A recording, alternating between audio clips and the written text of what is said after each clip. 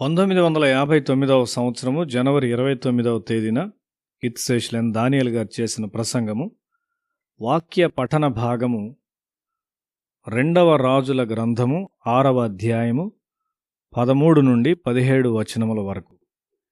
Syria ఇశ్రాయేలునకు చాలా సమస్యాత్మకమైన పొరుగు దేశం. వారు ఎల్లప్పుడూ ఇశ్రాయేలునకు వ్యతిరేకముగా యుద్ధములు చేస్తూ ఉండేవారు. వారి పద్ధతి పొదల్లో దాగియుండి ఇశ్రాయేల్ రాజు మీద అకస్మాత్తుగా దాడి చేయుట. ఆ దినాల్లో ఎలీషా దాతానులో ఉండేవాడు. అతడు ప్రభువు ఆత్మతో నింపబడినవాడు. సిరియా రాజు యొక్క యుద్ధ ప్రయత్నములను దేవుడు ఎలీషాకు బయల్పరచుండెడివాడు. ఎప్పుడు, ఎక్కడ, తరువాత దాడి ప్రణాళిక చేయబడునో అనే దాని విషయమై ఎలీషా ఇశ్రాయేల్ రాజును హెచ్చరిస్తూ ఉండేవాడు. కాబట్టి ఇశ్రాయేలు రాజు ప్రతిసారి బాగుగా సిద్ధపడుచుండెడివాడు. తన యోధులలో ఒకరు గూఢచారిగా ఉన్నాడు అని సిరియా రాజు మొదట తలంచాడు. అయితే వారు దోషులు కాదుగాని తన రహస్య మంతనాలన్నింటినీ ఇశ్రాయేలు రాజునకు చెప్పుటకు అక్కడ ఒక ప్రవక్త ఉన్నాడని సిరియా రాజునకు చెప్పబడింది. అప్పుడు సిరియా రాజు ప్రవక్తను పట్టుకొనవలనని కోరుకున్నాడు. అతన్ని పట్టుకొనుటకు సైన్యములను రథములను పంపాడు.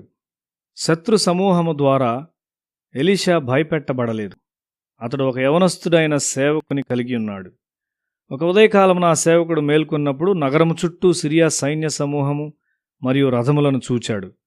వారి రాత్రిజామున వచ్చారు. అతడు చాలా భయపడినాడు. అయ్యో, నా ఏలినవాడా, మనం ఏమి చేయుదము అని ప్రలాపించాడు. దేవుని పిల్లలు దేవునికి మొరపెట్టే ఆధిక్యతను కలిగి ఉన్నారని ఎలీషా ఎరిగి ఉన్నాడు. దేవుని యొక్క భద్రతను అతను ఎరిగినవాడుగా ఉన్నాడు.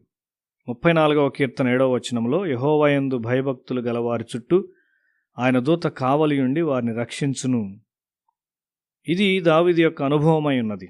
ఆ తరువాత యూదారాజు అయిన హిజ్కియా 2వ దినవృత్తాంతములు 32వ అధ్యాయము 7-8 వచనాల్లో రాయబడినట్లుగా, మీరు దిగులు పడకుడి, ధైర్యం విడవకుడి, అష్షూరు రాజుకైనను అతనితో కూడానున్న సైన్యమంతటికైనను మీరు భయపడవద్దు, విస్మయం పొందవద్దు. అతనికి కలిగి ఉన్న సహాయం కంటే ఎక్కువ సహాయం మనకు కలదు. మాంస సంబంధమైన బాహువే అతనికి అండ. మనకు సహాయం చేయుటకును మన యుద్ధములను జరిగించుటకును మన దేవుడైన యెహోవా మనకు తోడుగా ఉన్నాడని చెప్పగా జనులు యూదారాజైన హిజ్కియా చెప్పిన మాటల యందు నమ్మికయుంచిరి. ఎలీషా కాలములో ప్రవక్తల కుమారులని పిలువబడిన భక్తిగల యవనస్తుల గుంపులు చాలా ఉన్నవి. వారి మధ్య చాలా అద్భుతములు చేయబడినవి. దూతలు వారి చుట్టూ ఉన్నారు. దూతలు ఈ దినాల్లో కూడా మనలను దర్శించాలని కోరుచుంటారు గాని వారు పాపం ఉన్న స్థలములో నిలువలేరు. సంఘము బలమైన శరీరముగా ఉండి ఈ లోకములో దేవుని యొక్క సమూహము మరియు దేవుని యొక్క ప్రజలై ఉన్నారు. అయితే నేడు చాలా సంఘాల్లో సమాధానం లేదు. సంఘములో సమాధానం ఉన్నట్లయితే దాని శక్తికి వ్యతిరేకముగా ఏదీ నిలువలేదు. మనము ప్రార్థనకు సమావేశమైనప్పుడు పరలోకపు సమూహములు మనల్ని దర్శించగలరు. మలాకి గ్రంథము 3వ అధ్యాయం 16వ వచనంలో, అప్పుడు యెహోవా యందు భయభక్తులు గలవారు ఒకరితో ఒకరు మాట్లాడుకొనుచుండగా యెహోవా చెవియొగ్గి ఆలకించెను. మరియు యెహోవా యందు భయభక్తులు కలిగి ఆయన నామమును స్మరించుచు ఉండు వారికి జ్ఞాపకార్థముగా ఒక గ్రంథము ఆయన సముఖమునందు వ్రాయబడును. దేవుని యందు భయభక్తులు గలవారు ఒకరితోనొకరు మాట్లాడుకొనుచుండగా ప్రభువు సమీపించి ఆలకిస్తాడు అంట. యేసు యొక్క మరణము మరియు ఆయన పునరుత్థానమును బట్టి ఈ సహవాసమునకైన ఆధిక్యత మనం కలిగి ఉన్నాము. ఎలీషా తన సేవకుని కన్నులు తెరవబడవలనని ప్రార్థించాడు. ఎలీషా చుట్టూ అగ్నిరథములుండుట సేవకుడు చూచాడు. ఎలీషా ఆ దేవుని యొక్క సమూహమును ఎల్లప్పుడూ చూచున్నాడు. అయితే ఈ సేవకుడు తన కన్నులు తెరవబడినప్పుడే చూచాడు.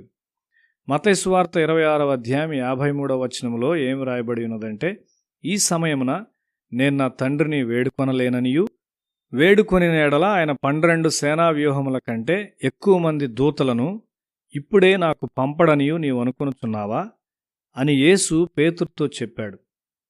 దూతల సమూహం ఎదుట మనుషులు ఎంతటివారు?